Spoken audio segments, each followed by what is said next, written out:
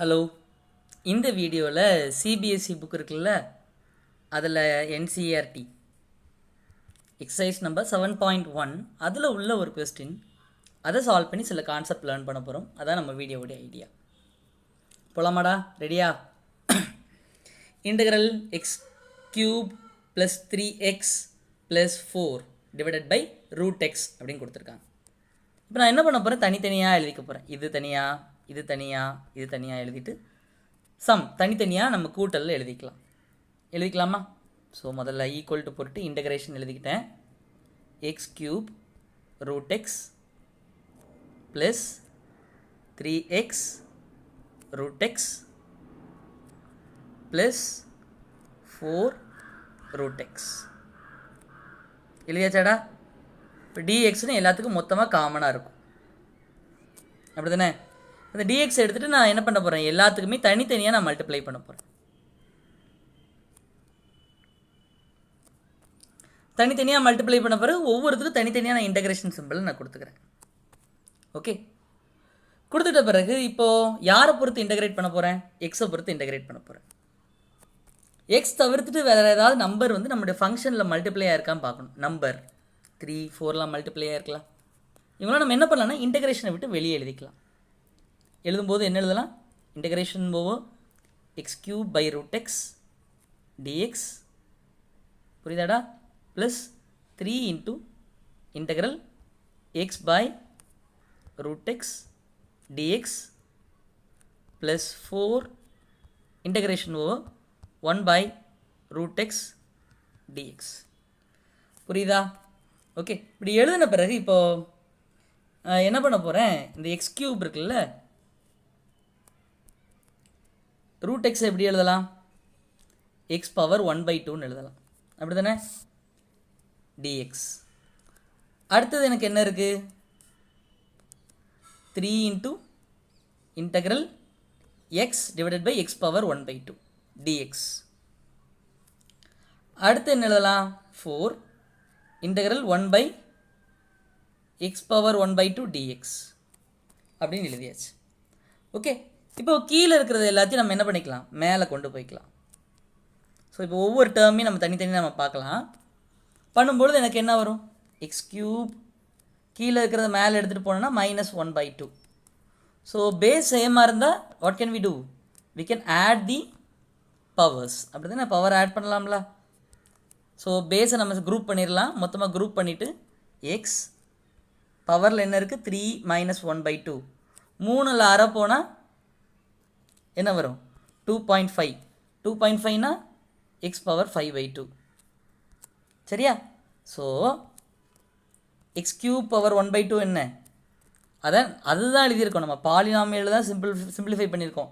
Power ஃபங்க்ஷனை simplify பண்ணியிருக்கோன்னே. 5/2. சரியா? அடுத்த ஸ்டெப்பில் எனக்கு என்ன இருக்குது?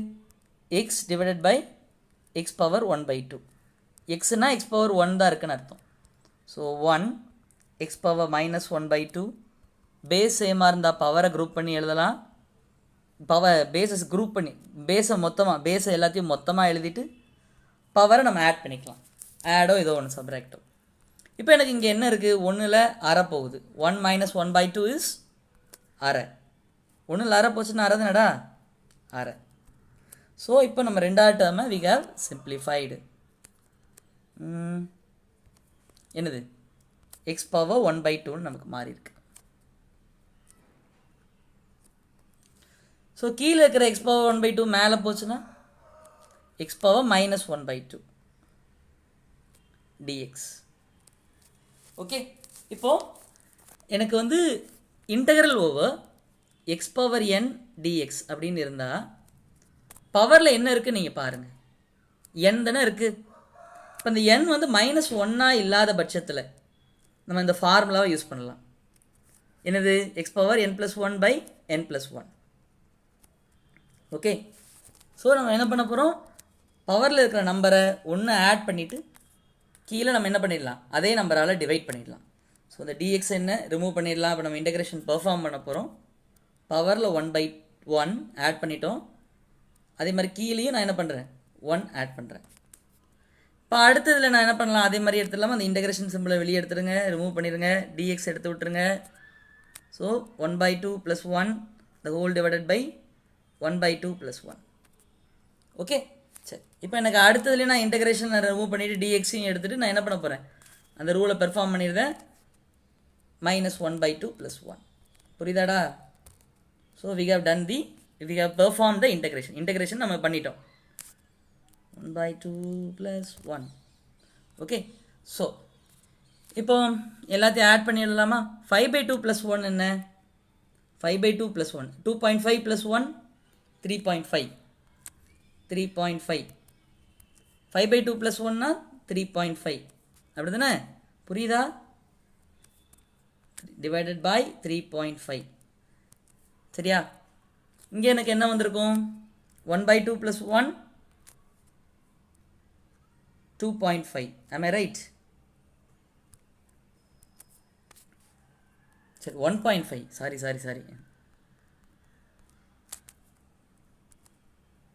கீழே என்னவா மாறி இருக்கும்? 1.5 மாறி இருக்கும். இதெல்லாம் ஒரே டேர்ம். Is it okay? சரி, இங்கே -1/2 + 1 1/2. ஸோ இங்கேயே நான் ஆயிரும் 1/2ன்னு வந்து நிற்கும். புரியுதா எல்லாருக்கும்? ஐ ஹோப் உங்களுக்கு புரிஞ்சிருக்குன்னு நினைக்கிறேன். 3.5னா என்ன? 7/2. அப்படி தானே? 3.5னா 7/2. நம்ம 7/2ன்னு எழுதிக்கலாமா? இங்கே டிவிஷன்லேயே என்ன இருக்கும்? 7/2ன்னு இருக்கும். மேலே 1.5 இருக்கா? 1.5னா 3/2. 1.5னா 3/2. ஸோ என்ன வரப்போகுது இங்கே? x⁻1/2 divided by 1/2. அப்படி இருந்தால் நம்ம என்ன எழுதிக்கலாம்? Multiplied with 2/1 எழுதிக்கலாமா? ஸோ இந்த டேர்ம் என்னவா மாறும்? 2 இருக்குல்ல, மல்டிப்ளிகேஷன்லாம் இருக்குது. 2யும் 4யும் மல்டிப்ளை பண்ணால் 8 வரும்னே. 8. டவுட் இருக்கா? x⁻1/2னா √x. புரியுதா? இந்த இடத்துல இந்த டிவிஷன் இருக்கா? அந்த டிவிஷன் டிவைடட் பை இப்படி தானே இருக்குது. 3 × x⁻3/2 டிவைடட் பை 3/2. இப்போ நான் இதை எப்படி எழுதலாம்? மல்டிப்ளைட் பை 2/3 அப்படின்னு எழுதிக்கலாம். Multiplied with 2/3. இந்த 2 × 3 6. ஸோ இங்கே 3 அடி கொடுத்துடலாம்ல. மீதி யார் இருப்பா? 2 மட்டும் இருப்பாங்கண்ணே. Remaining person is 2. ஸோ அதை மாதிரி நீங்களே இந்த ஆப்ரேஷன் பெர்ஃபார்ம் பண்ணுங்களேன்.